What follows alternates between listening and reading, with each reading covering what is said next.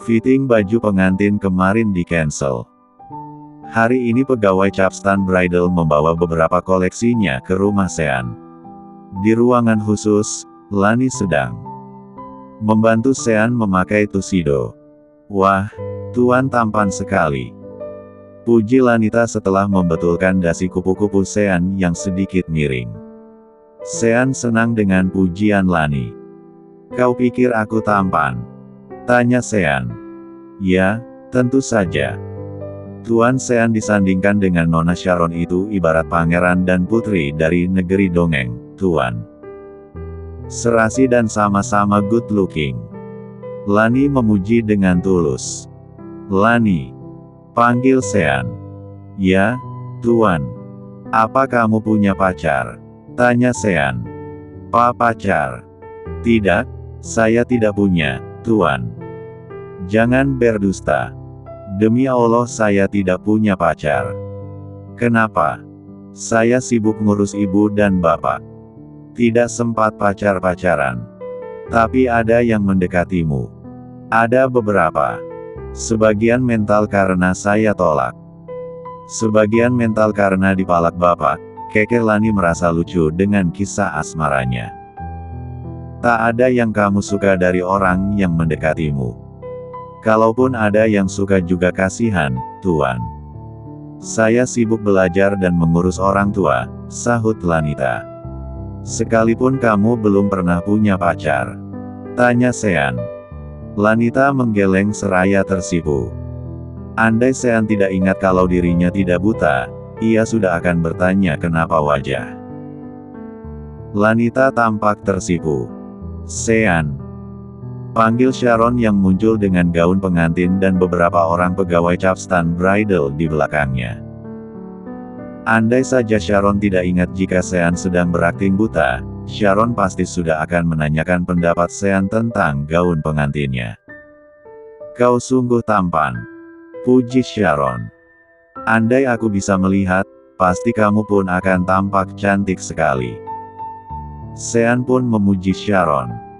Nona Sharon cantik sekali dengan gaun pengantinnya, Tuan. Ujar Lani.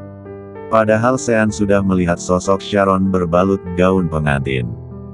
Tapi entah kenapa dia membayangkan Lani yang mengenakan gaun tersebut. Kediaman keluarga Aleska. Ales mengambil sarapannya berupa roti bakar lalu kembali melesat pergi. Ales, sayang. Kamu mau kemana lagi? Baru 3 jam sampai di rumah, memang kamu nggak jet lag? Teriak Danisa, Mama Aleska. Ales mau ke rumah Lea, Ma.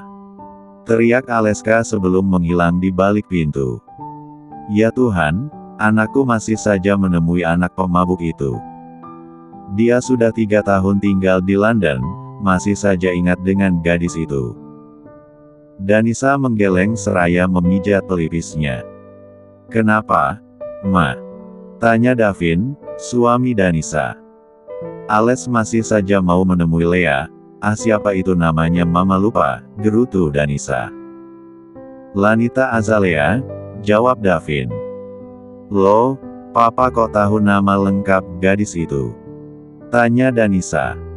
Nama itu selalu terukir di setiap buku catatan sekolah Ales, Ma. Dia baru tiba di rumah 3 jam yang lalu, masa sekarang dia malah pergi lagi? Gerutu Danisa. Dia kangen pacarnya, Ma. Sudah biarkan saja. Davin tak mau ambil pusing perkara Ales menemui Lanita. Mama tak suka dengan gadis itu, dia anak seorang pemabuk dan penjudi. Mabuk dan judi itu haram, Pak. Kata siapa? Kata lagu Rhoma Irama. Danisa cemberut. Soal bapaknya ya biarkan saja. Yang penting anaknya baik. Davin menyeruput kopi let kesukaannya. Ish, si Papa, nih. Kita harus tahu babat bebek bobot calon mantu kita, Papa. Emang Ales mau nikah? Dia merengek minta pulang ke Indonesia itu karena ingin pindah kuliah, bukan untuk menikah. Danisa cemberut. Belain aja terus Ales dan gadis itu. Mama mah nggak ada, Di Berlin. Cibir Danisa. Davin membungkam mulut Danisa yang terus saja mengoceh dengan mulutnya. Mobil Ales tiba di depan rumah Lanita. Dia tercenung sebentar, memperhatikan keadaan dan kondisi rumah Lani. Cat pagar tembok yang makin kusam dan terkelupas di sana-sini juga halamannya yang masih saja sama. Dua kursi dengan warna yang sama seperti 3 tahun yang lalu, warna hijau muda, dan kini tampak lebih kusam. "Apa kabar, Lea? Masihkah kau ingat aku?" desis Ales tersenyum tipis. Ales mengembuskan napas keras. Dia keluar dari mobil, pelan-pelan membuka pintu pagar lalu mengucap salam di pintu teras. "Assalamualaikum," ucap Aleska seraya mengetuk pintu. Tak ada jawaban. Hingga Ales memberi salam berkali-kali, tetap tak ada sahutan dari dalam rumah. Apa jangan-jangan mereka sedang bepergian bersama? Gumam Aleska. "Hei, anak muda. Kau siapa?" teriak seseorang dari pintu pagar. Ales menoleh. "Pak Bakar." Ales kembali berjalan ke pintu pagar dan menyalami Bakar. "Apa kabar, Pak? Masih ingat saya?" tanya Ales. "Nak Aleska. Ya Tuhan, tambah ganteng saja ia pulang dari luar negeri," sahut Bakar seraya menepuk-nepuk bahu Aleska. "Kok, Bapak tahu saya di luar negeri selama ini?" tanya Ales. "Lani yang bilang," jawab Bakar, pemilik warung kopi yang berada di seberang rumah Lani. "Ngomong-ngomong Lani dan orang tuanya pada kemana, iya?"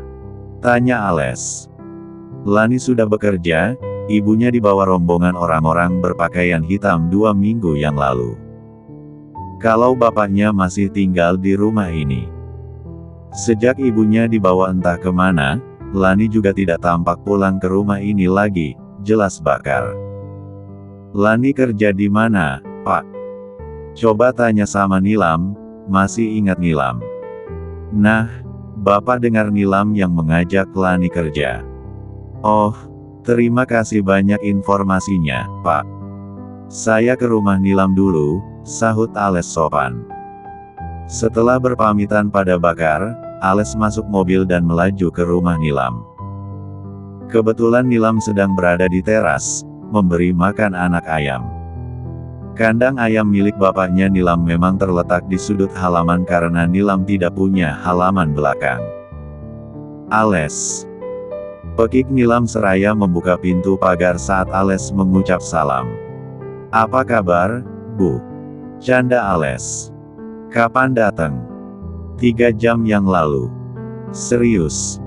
"Ya serius, masa aku bohong?" "Demi apa kamu abis pulang naik pesawat langsung kemari?" "Demi Lea." "Di mana dia kerja sekarang?" Aleska to the point. "Duduk dulu, yuk." "Tapi rumahku kotor," ucap Nilam merasa malu. "Apaan sih? Dari dulu juga aku seneng main di sini sama Lea." "Ya karena ada Lani, coba kalau nggak ada Lani, nggak yakin aku kalau kamu mau main di rumahku," kekeh Nilam. "Jelek banget pikirannya. Di mana Lani kerja? Aku ingin tahu." Aleska menyentil dahi Nilam. "Au, di rumah orang kaya, jadi perawat lelaki buta." "Hah? Serius?" tanya Aleska. "Ya, aku serius. Gajinya besar makanya Lani mau jadi perawat lelaki buta." "Kakek-kakek." Nilam menggeleng. Seorang CEO muda yang tampan. Aleska tidak suka saat Nilam memberitahu jika Lanita Azalea bekerja menjadi seorang perawat lelaki muda yang tampan.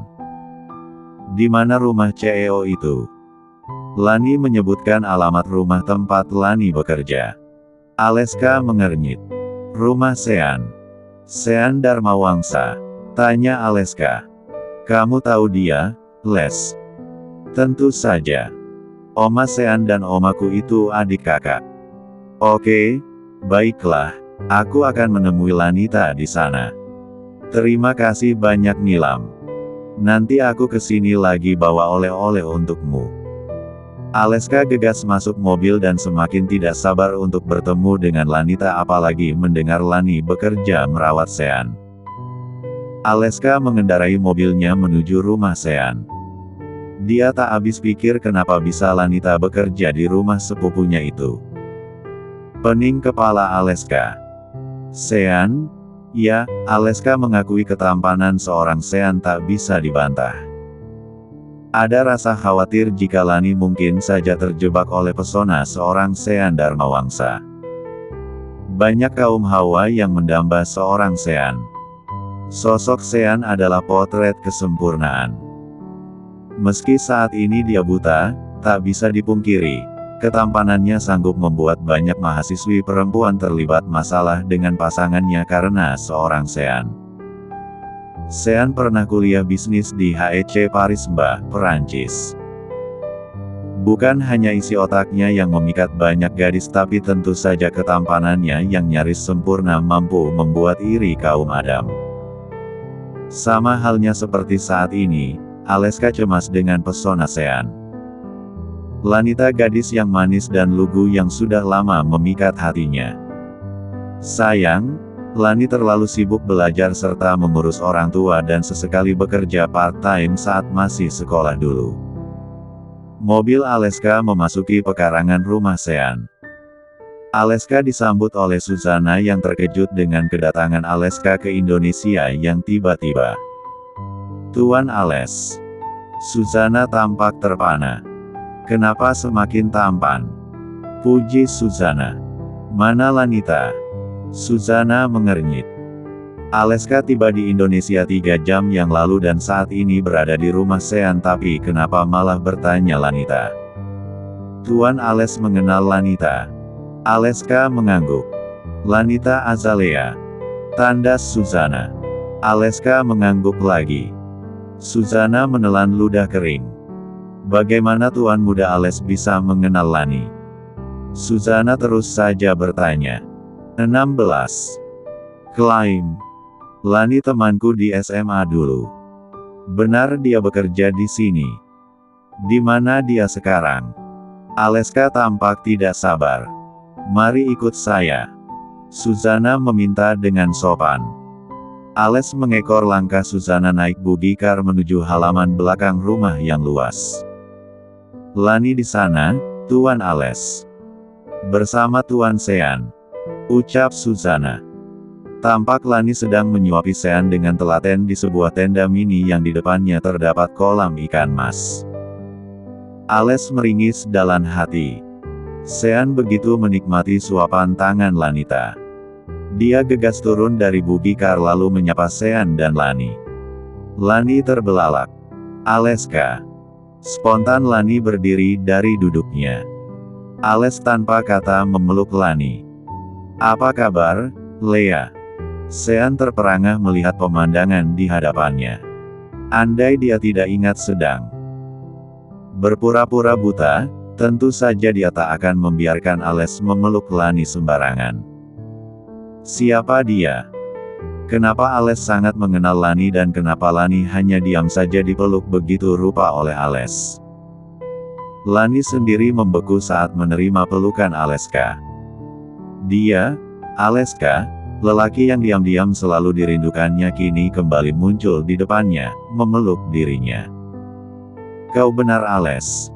Lirih suara Lani. Iya, aku Ales. Aleska melepaskan pelukannya.